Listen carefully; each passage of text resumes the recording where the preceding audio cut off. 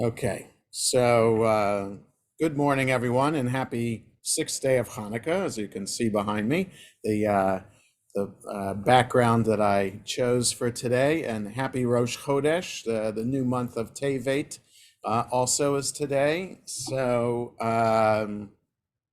little bits of things that we can celebrate in the midst of the craziness that is going on in the world around us, and especially with Israel's continued war with Hamas.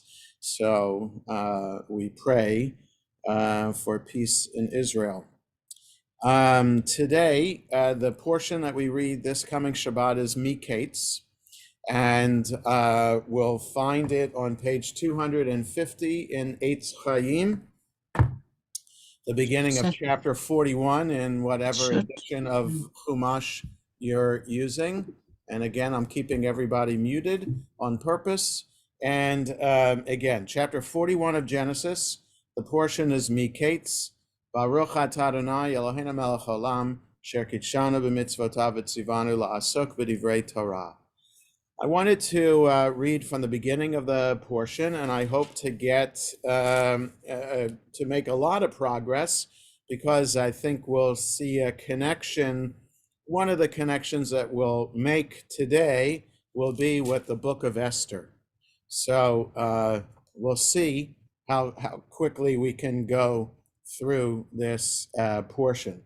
There is a note below the line on page 250 about how usually the portion Miketz is read during the holiday of Hanukkah, and that is not the case this year.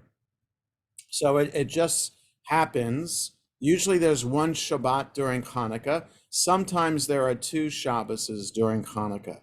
So, for example, if the first day of Hanukkah is Shabbat, then the last day of Hanukkah will be Shabbat also. But the first day of Hanukkah this year was a Friday, so the last day of Hanukkah will be Thursday night and Friday, which means that Miketz is the next day, and it is not Hanukkah anymore. Anyway, so but the point is, Vayeshev and Miketz are the two, that's last week's portion and this week's portion, are the two that are associated with Hanukkah when it falls during in the Jewish calendar, always. And there's never any other portion that is associated with the holiday of Hanukkah in the calendar. So Hanukkah always falls when we read either Vayeshev and or Miketz. And so there are, over the centuries, the rabbis have made the homiletical connections between Hanukkah and the Joseph story. So when I'm just highlighting what the commentary said below. I'm not going to spend any more time on that. Let's get into the portion itself. So remember that we left off that Joseph is in jail, and because of being framed by Potiphar's wife, when Joseph refused her advances, she didn't like that, and blamed Joseph for attacking her, as opposed to what the reality was. And of course, Potiphar believed his wife and sent Joseph to jail. But it's in jail that he interprets the dreams of the baker and the Pharaoh's baker and cupbearer. The cupbearer, as a result of the dream, is restored to his position, and the baker, as a result of his dream, not as a result, but as the dream foretold, the baker is hanged by Pharaoh, executed by Pharaoh. So now that's the context. Vayehi miketz shnatayim yamim. After 2 years' time, so the 2 years being Joseph languished in jail, after he said to the cupbearer, "Don't forget me when you are restored to your position," the cupbearer quickly forgot him. So it's been 2 years. Ufaro cholem, and Pharaoh had a dream. V'hinei omed al hayeor. And here he is standing on the Yaor. Now, it's translated here as Nile. And in fact, the Nile River on maps that are produced in Hebrew today, I'm almost sure the Nile is called Nilus. So there is a reference to Nile as Nilus, but that's in modern Hebrew. In biblical Hebrew, the Yaor is how the Nile River is referred to. So he's standing on the Yaor, on the Nile River. That's in his dream. V'hinei min ha-Yaor, olot sheva parot, yefot mar'eh, uvriot basar, vatir ena ba'achu. So from the Nile rise up 7 cows, yefot mar'eh. They're pretty looking, they're pretty to look at, or they're well formed, or I don't know, if you think about an agricultural state fair where animals are brought to be shown, this would be a blue metal cow. Okay, so 7 blue metal cows. Or if you think about the dog show, right? The best in show for all the breeds. So that's what the Yefot Mar'eh means. It's the best looking cows that you can imagine, and healthy of flesh. That they're not skinny, they're well-fed cows that are coming up of the Nile. So seven such cows are coming up, and they are grazing in the achu, which is translated as the reed grass. Okay, so reed grasses are growing along the side of the Nile. All of a sudden in Pharaoh's dream, these 7 beautiful looking, well-formed cows appear grazing in the grass. V'hinei sheva parot acherot olot acharehen min hayaor raot mar'eh v'dakot basar v'ta'amodna etzel haparot al sfat hayaor. And all of a sudden, 7 other cows appear, and they rise up after them. So these 7 beautiful cows appear, and now 7 different cows appear from the Nile, and these 7 cows are ugly and skinny. So I don't know, think about the ugliest cows you could imagine. Or so there wouldn't be a category at a state fair on the dog show for ugliest in show, but imagine ugly looking cows or malformed cows, or like at a dog or an animal shelter. Think about the horrific conditions sometimes that dogs and cats arrive at the shelter. That's what these cows look like. Okay, and they are standing next to the other cows, the first cows that Pharaoh saw on the bank of the river Nile.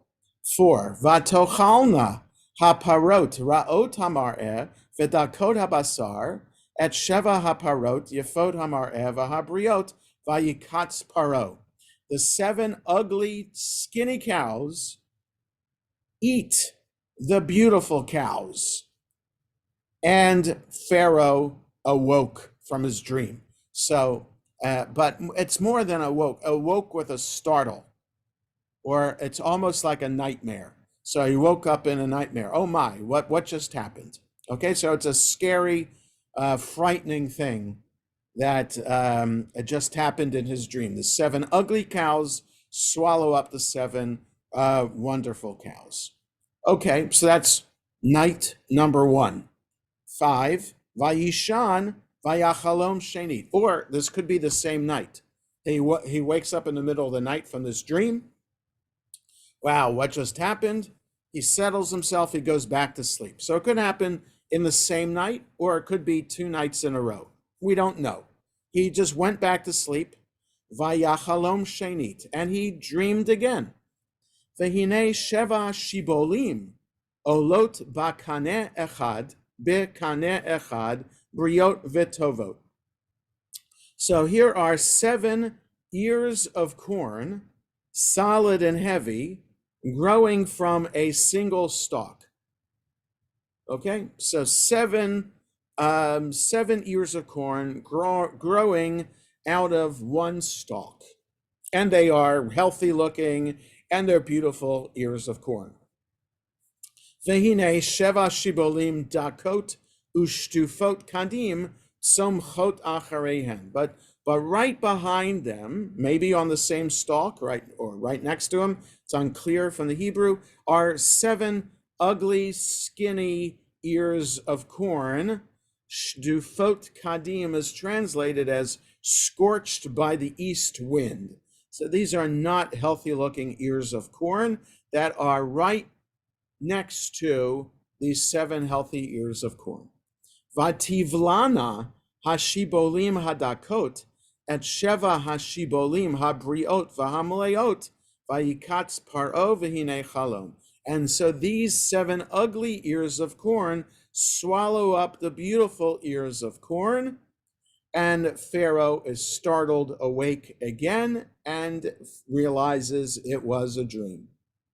Okay, so we get it. 7 good cows swallowed by 7 ugly cows. 7 good ears of corn swallowed by 7 ugly ears of corn. 8. Vayehi baboker, vatipaem rucho, vayishlach vayikra et kol chartumei Mitzrayim, ve'et kol chachameha, vayasaper paro lahem et chalamo, ve'ein poter otam lefaro. So in the morning, his spirit was agitated. Okay, so that's how it's translated here. So he wakes up, he's still really affected by these dreams that he had, still thinking about them. Personally, I hardly ever remember my dreams. It's a rare night, it's a rare morning that I'll wake up remembering a dream. There was a dream that I had last week. I remember that, but before that, it's been months since I remember a dream. But that's me. My wife remembers her dreams every single morning. I don't. So I don't know if this is unusual for Pharaoh to be agitated in spirit in this way. Does he remember his dreams all the time?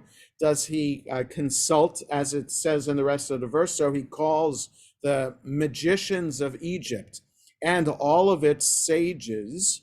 So he calls his counselors, the brightest people, to come, and Pharaoh tells them his dream, and none of them are able to interpret it for him.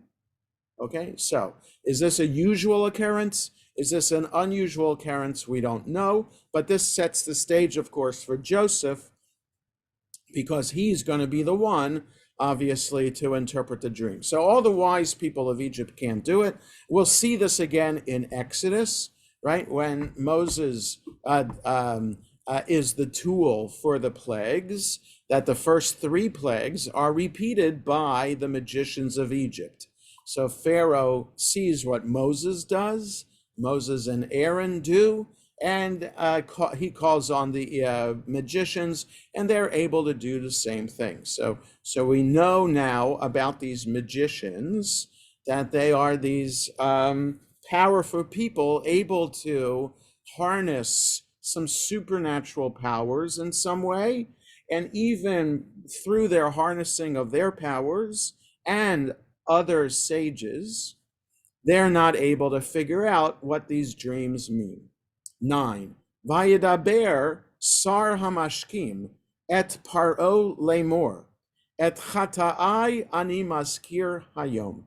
So the cupbearer, who we remember from that last week's portion, just a few verses before this portion, the cupbearer is there. So he's imagine how royal courts are, from what books describe or movies that we see. You know, a king is never alone. There's always people servicing him all the time. So he's sitting in his court with these magicians and sages who have come. And so the cupbearer has the courage now to speak to Pharaoh and say, Et chatai ani maskir hayom. I am reminded of my sins today, or I need to mention my sins today. Now, this phrase "et chatai ani maskir hayom" reminds me of when I was in Massachusetts for 5 years. I would go to the rabbinical assembly and board of rabbis meetings, and there was a senior colleague at the time who almost always at our meetings would say this phrase.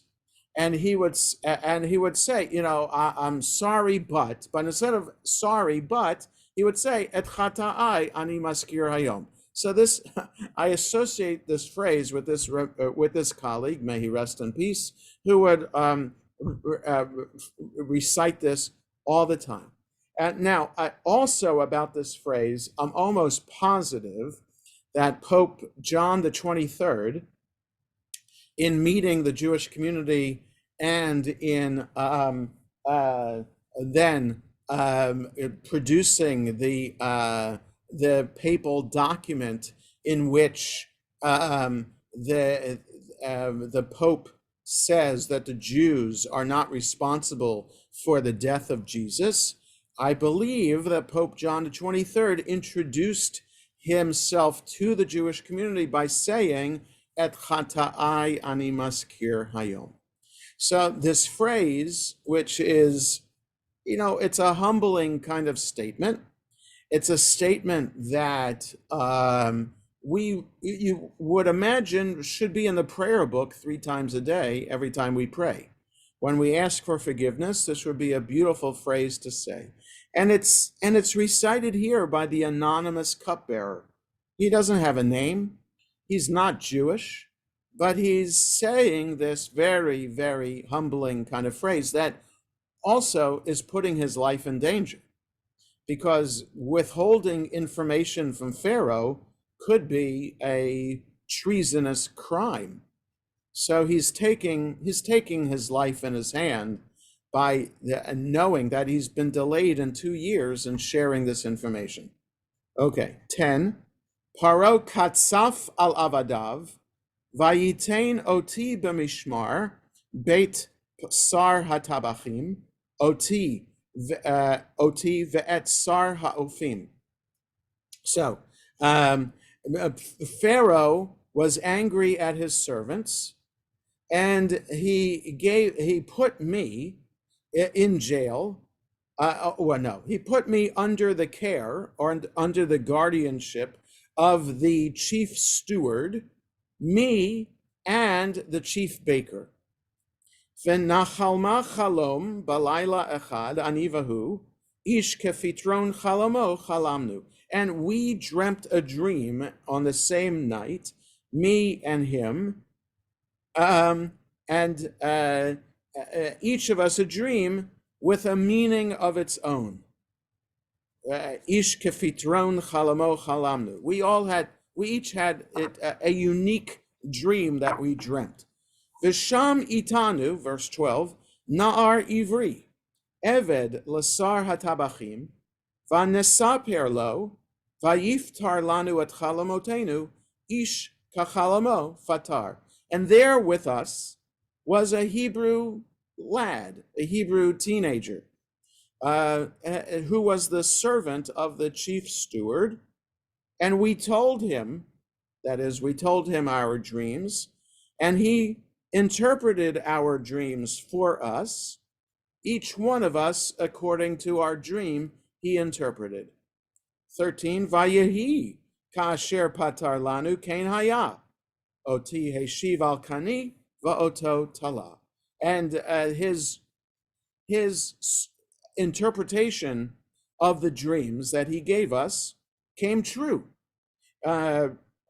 Me, I was restored to my position, and him, he was hanged, the chief baker. 14, Vayishlach paro, vayikra et Yosef, vayeritzuhu minabor, vayegalach vayechalef simlotav, vayavo el paro. So Pharaoh sent for that person who was Joseph, and they ran him out of the dungeon, or rushed him from the dungeon, and they shaved him. It says here, gave him a haircut, but shaved his head. So if you look at the commentary below, that's how Egyptians looked. If they're going to be approaching Pharaoh, you have to have a fully shaved head. And they changed his outfit, and they brought him to Pharaoh. 15. Vayomer Paro el Yosef, Chalom chalamti, ufoter ein oto, va'ani shamati alecha lemor, tishma chalom liftor oto. Now, Pharaoh says to Joseph, I dreamt a dream, and there's no one who can interpret it for me. And I heard about you saying that you hear dreams and can interpret them. So now, I'm not sure, I'm wondering about the intimacy here between Pharaoh and Joseph. Joseph's a total stranger to Pharaoh, and Pharaoh's talking to him as if Joseph is a respected person, almost an equal. And I'm not sure that that's the way it would have been done. I would imagine Pharaoh sitting high and mighty on a throne, and Joseph like kneeling before him, and Joseph being talked to, maybe being talked to ahead of time by advisors, and so that Pharaoh wouldn't even have to lower himself in any way to even talk to Joseph. So I think that just the fact that Pharaoh is talking to him, not sure that the story actually happened in this way, and not sure the story happened at all, but it's all a matter of like a piece of literature, as we've talked about in our class before, that a story that has been created and passed down over time to kind of set the stage or explain the origin of these tribes, this nation of Israel. And how is it that we ended up in Egypt? How is it that these people in our storied past, who are they? Where did we come from, etc.? Okay, so in that regard, then certainly Joseph is going to be embellished to the point that he's on an equal footing with Pharaoh. But in reality, could that have been? I don't think so. So this is what Pharaoh's explaining to Joseph. 16, Vaya'an Yosef et Paro lemor bil adai Elohim ya'aneh et shalom Paro. So Joseph answers Pharaoh, saying, I'm nothing without God. Bil adai Elohim says, not, so the Eitz Chaim translates it, not I, God will see to Pharaoh's welfare. I think it's more, without me, without God, I'm nothing. Bil adai, without me, Elohim. So it's very cryptic, meaning I'm nothing. My interpretations are nothing. I couldn't even do an interpretation without God. Ya'aneh et shlom paro. The peace or the well-being of Pharaoh will be answered. So in other words, with God's help, I will listen and interpret your dream. I think that's what the upshot of this Hebrew is. 17. Vaydaber Paro el Yosef, v'chalomi hineni omeid al sva. Okay, so we don't have to read 17 through 24. He repeats exactly. He doesn't change any of the details from what we read earlier. If he changed the details, it'd be worth reading it, but he doesn't change the details. So let's go to verse 25. Okay, so he says again about the cows and the skinny cows eating the fat cows, and about the corn, the skinny corn, the parched corn eating the good corn. Okay, And he says, I told the magicians, and nobody could tell me anything about it. He doesn't say the chachamim here. So the end of verse 24. I va'omar el hachartumim. I spoke to the magicians. Ve'ein magid li, and nobody can tell me anything. So he left out that he told the chachamim to. 25. So we're on 253. Vayomer Yosef el Paro, Chalom Paro echad hu, et asher ha'Elohim oseh higid leFaro. Joseph said to Pharaoh, the dream of Pharaoh is one. What God plans to do, he has told Pharaoh. So now, it's also interesting that Joseph has no hesitation at all to invoke God's name, that is Elohim, the Israelite God, that is the God of Joseph's father, grandfather, and great-grandfather. Okay, so Elohim is God who appeared to Abraham and Sarah. Elohim is also who appeared to Adam and Eve, and also to Cain and to Noah. Okay, but was that tradition passed down to Abraham and Sarah? Maybe yes, maybe not, we don't know. So Elohim is this family name or tradition to God that Joseph is invoking here without any fear of repercussion from the Egyptian God that Pharaoh is. Okay, so there's nothing here in the text that say, with all due respect, I'm going to be invoking my God's name here, and I know through my God that I have been blessed. It's not from you, Pharaoh, that I've been blessed. It's from this God. So Joseph has no hesitation at all in bringing that up. Okay, and he dares to say that God is determining what's going to happen in the future of Egypt and the future of Pharaoh. Not Pharaoh, who is seen by Egyptians as God, but Elohim is God. And Joseph says, without any fear, God is setting the plan for the future. 26. Sheva parot hatovot, sheva shanim heina, v'sheva hashibolim hatovot, sheva shanim heina, chalom echad hu. The 7 good cows are 7 years. And the 7 ears of corn, the 7 good ears of corn, are 7 years. It is one dream. V'sheva haparot harakot v'haraot ha'olot acharehen, sheva shanim heina, v'sheva hashibolim harekot sheduvot hakadim, yihiyu sheva shenei ra'av. The 7 empty, bad cows rising up after them are 7 years, and the empty, parched by the east wind ears of corn will be 7 years of famine. Hu hadavar asher dibarti el paro, asher ha'elohim oseh her'a et paro. This is the matter that I speak to Pharaoh, that God will be doing. He has shown to Pharaoh, right? God is revealing God's plan to Pharaoh, and that's what I am sharing with you. 29, Hine, Sheva Shanim Ba'ot, Sava Gadol B'chol Eretz Mitzrayim. Here, 7 years are coming of great satisfaction, a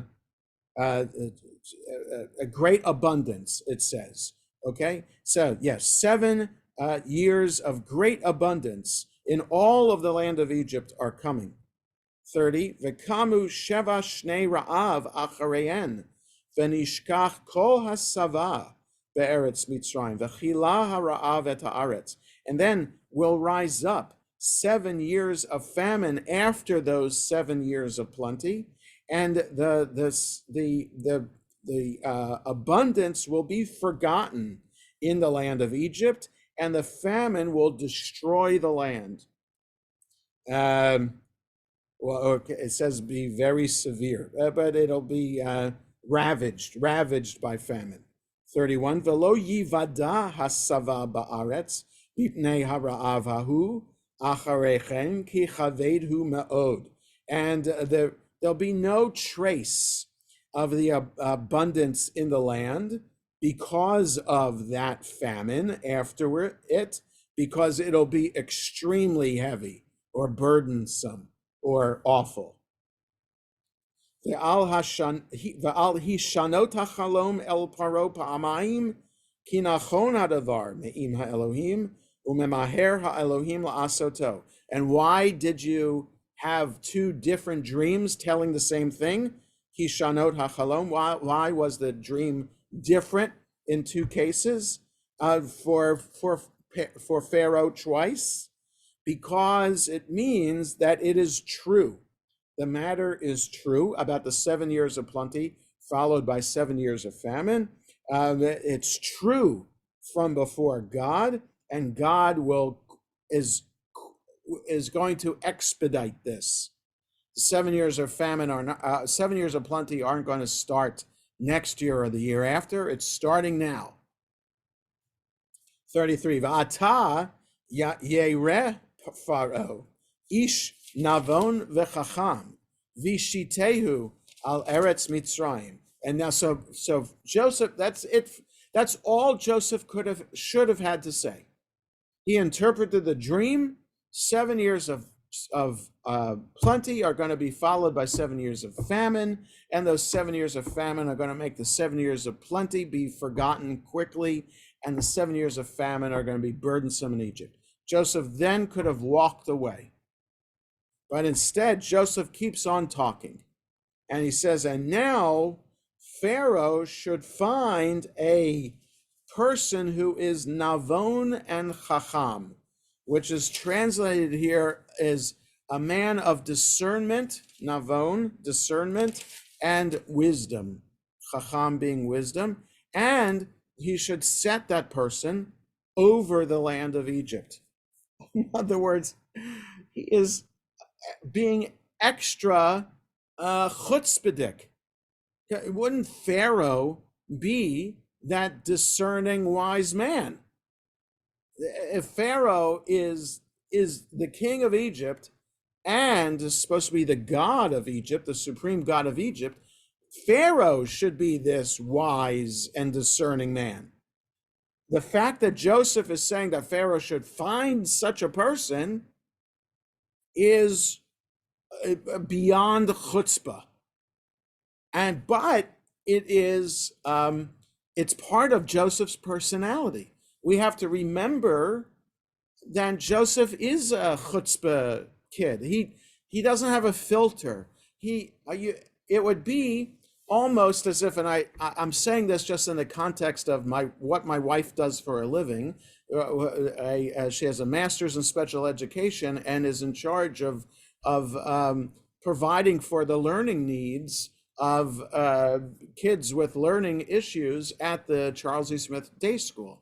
So there's a whole variety of a spectrum out there of kids who need or don't need any services in the school. And one such person could be a person could be characterized as on the spectrum, meaning Asperger's syndrome. And I am oversimplifying here, and I'm not an expert on special education. I haven't been trained in it, but such a person, a feature of such a person is somebody who speaks without a filter. That is, meaning not knowing that, not thinking about what they're going to say and the impact that the words might have in terms of how it will be heard and whether a person will be hurt by it or not. Right? It's a person just says what's on their mind. So a socially awkward person would speak like that. Okay, so Joseph is such a person, and he had his dreams that he shared with his brothers and his father, without any care about the consequence. He just knew he had to speak, and he spoke.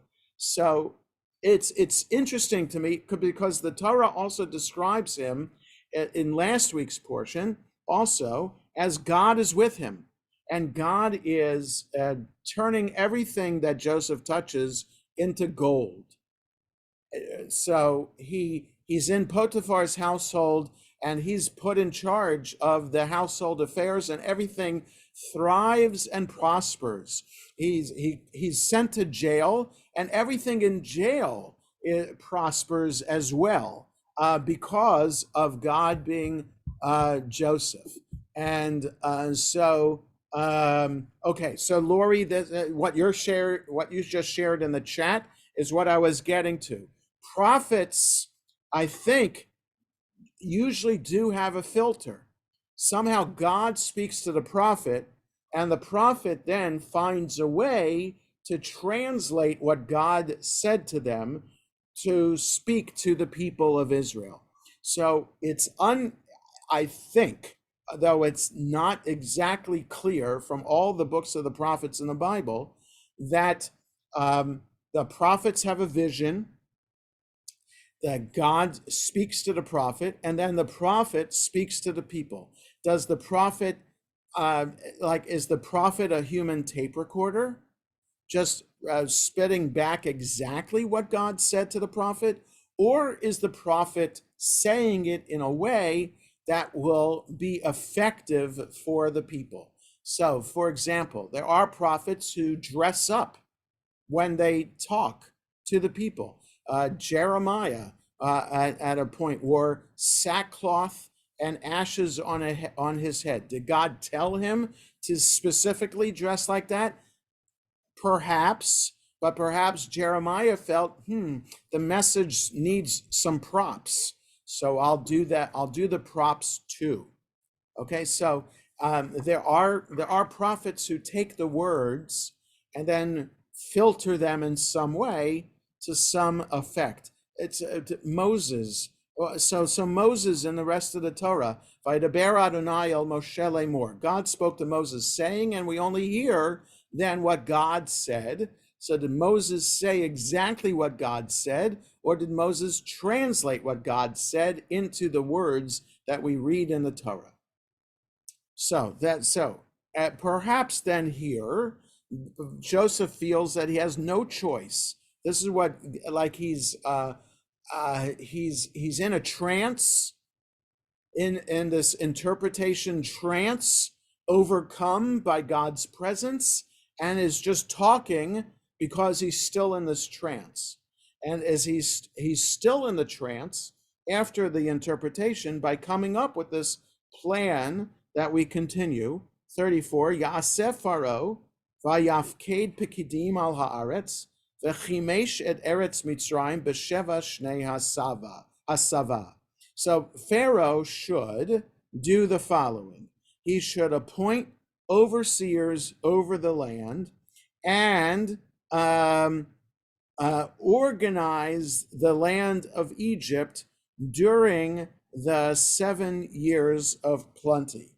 So the organizing, the chimesh et eretz Mitzrayim, it's kind of like dividing it up into, possibly dividing it into 5 districts. So Chamesh, Chimesh could be dividing into districts. It's just organizing the land in the 7 years of plenty. I'm just suggesting the organizing could be dividing the land into districts like this. 35, Vayikbidsu et kol ochel hashanim hatovot habaot ha'eleh, v'yitzberu var tachat yad paro ochel ba'arim v'shamaru. And all the food should be gathered together during the coming good years, and they should be collected under Pharaoh.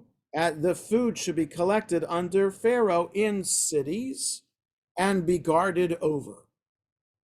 So there should be cities designated in these areas and that are in charge of collecting all the food, and that's where all the food will be put. the surplus food. V'haya ochel lepikadon la'aretz. The food should be a reserve in the land. L'sheva shnei hara'av asher tihiena be'eretz Mitzrayim v'lo tikaret ha'aretz bara'av. And so the food should be on reserve for the 7 years of famine that are coming in the land of Egypt, as so that the land does not perish during the famine. Okay, so this is the end of Joseph's speech to Pharaoh now. And again, I just wanted to highlight that this is dangerous on Joseph's part to speak in this way. He's never met Pharaoh before, and to suggest, to have the audacity to suggest such a plan like this, that a plan that Pharaoh himself should come up with. Why should Joseph be the one coming up with the plan? But again, also to highlight, as Joseph does, that this is God's plan. 37. Vayitav hadavar be'enei Pharaoh uve'enei kol avadav. And this sounded good to Pharaoh and to all his servants. Vayomer Paro el avadav hanimtza kazeh ish asher ruach Elohim bo. Now this is one of the more fascinating statements. Pharaoh says to his servants, "Is there found a man like this who the Spirit of God is in him?" What does Pharaoh know about God? What does Pharaoh know about Elohim? What is and it's just amazing to me that this highlights what the purpose of the Torah is, that telling the story from an Israelite perspective. And that Pharaoh would, could you imagine Pharaoh saying such a thing? We can't. The king of Egypt, he's never met a Hebrew before. Well, maybe he has because he's Pharaoh, but we don't know about Hebrews being in Egypt. And such a Hebrew who just came out of the dungeon, interpreting Pharaoh's dream, coming up with a master plan like this for the next 14 years in Egypt, 7 years of plenty, 7 years of famine, and then saying then that this is all part of God's plan, like he's buying into what Joseph's saying. It's incredible that it's none other than a story to highlight the lots of things about the Joseph story about how God is working behind the scenes, to the point that even Pharaoh is acknowledging God's existence. I just want to read a little bit more. Vayomer Paro el Yosef, or verse 39, the start of the third Aliyah. Vayomer Paro el Yosef, acharei hodia Elohim otcha et kol zot, ein navon v'chacham kamocha. After Pharaoh says to Joseph, after God has told you all of this, there is none wiser or with more discernment than you. Ata tihiyeh al beiti, ve'al picha yishak kol ami, rak hakisei egdal mimeka. You will be over my house, and your word, and by your command shall all my people be directed. Okay, so my people, so you will have authority over the people of Egypt. Only the throne, that is Pharaoh's throne, will be bigger than you. Right? Only I will be in charge of you. You will be in charge of everything. Vayomer Paro el Yosef, Re'ei natanti otcha al kol eretz Mitzrayim. Pharaoh says, continued to say to Joseph, behold, see, I have put you over all of Egypt. Vayasar Paro et tabato me al yado, vayitain ota al yad Yosef, vayalbesh oto bigdei shesh, vayasem revid hazahav al tzavaro. And Pharaoh took off the ring that was on his hand and gave it to Joseph, and he dressed him in robes of fine linen, and he put a gold necklace, a gold chain around his neck. Vayarkev oto b'mirkevet hamishne asher lo, and he had him ride in this chariot, this second in command chariot that he had. Vayikre'u lefanav avrech, and they called before him avrech. Venatonoto al kol eretz Mitzrayim, and they made him over all of Egypt. They put him over all of Egypt. So, this reminded me of the book of Esther, chapter 6, when Achashverosh couldn't go to sleep and reads the diary of what happens in the kingdom and realized that Achashverosh saved his life. No, Mordechai saved his life, and nothing was done to reward Mordechai. So Achashverosh asks Haman, what shall be done with the man whom the king delights to honor? And Haman said in his heart, who would the king delight to honor besides me? And Haman said to the king, for the man whom the king delights to honor, let royal apparel be brought, which the king wears, and the horse that the king rides upon, and whose head a crown royal is set, and let the apparel and the horse be delivered to the hand of one of the king's most noble princes, that they may array the man therewith, whom the king delights to honor, and cause him to ride on horseback through the street of the city, and proclaim before him, thus shall it be done to the man whom the king delights to honor. All right, so that just came to mind, that what Pharaoh is doing to Joseph here comes back in the book of Esther story, hundreds and hundreds of years later. That this is, so I think the Bible wants us to see it this all as one big story about how God works behind the scenes to ensure that righteous Jews are honored, right? Haman thought that he was about to be honored, but Mordechai gets that honor, and here Joseph is getting this honor. So the people of Egypt are calling him Avrech. Who knows what that means? It's unclear if it's an Egyptian word or if it's based on the Hebrew word Baruch, meaning blessed. Unclear. So it below here in the above the line commentary, Avrech, an exclamation found nowhere else in the Bible, in Akkadian. So Akkadian is a language that's a precursor to Hebrew, an ancient Semitic language. Abaraku is the term for a steward of the temple and the chief steward of a private or royal household. So it could be a title, a royal title, or like I said, it could be related to Baruch as well. So it's unclear.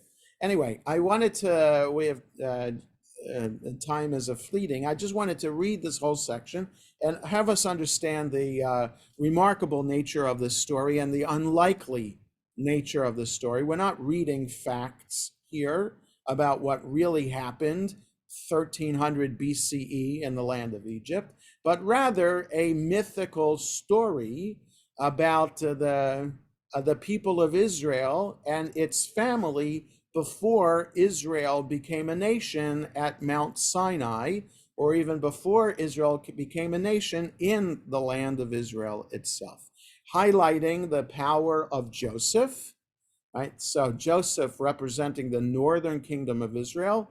And in next week's portion, we'll highlight Judah, representing the southern kingdom of Israel, and the reunification of the brothers through Joseph and Judah coming back together. So this is a story, it's a beautiful story, a well-written story, a well-nuanced story that can stand on its own, but in its place in the Bible, providing us with a little bit of foundation for who the people of Israel are, and that God works powerfully behind the scenes, directing everything, even directing the most powerful king in all the world at the time, even directing Pharaoh. Any thoughts or comments about this? All right, so I wish. Yes, go ahead. Maybe this was written after the fact. If Right. And so they left out a lot of details about, Joseph and how he was, on his stomach, and then all of a sudden he was talking to Pharaoh and all that kind of stuff. We got the short version. So it's possible. It's possible we have that, but that the only thing I will say against that is we have details in the story. So if the story takes time with some details, why wouldn't it take time with other details? So the fact that it places Joseph in this high regard with the chutzpah to talk in the way that he talks is meant to highlight, I think, for the way I'm reading it today, is to highlight God's power. And that it's both Joseph and Pharaoh are puppets of God.